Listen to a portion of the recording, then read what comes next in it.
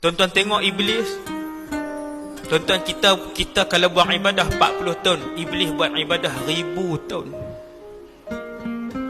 Tak pernah terlintas di kotak pemikiran iblis bahawa satu hari nanti dia akan jadi satu makhluk yang paling dibenci dan dilaknat oleh Allah.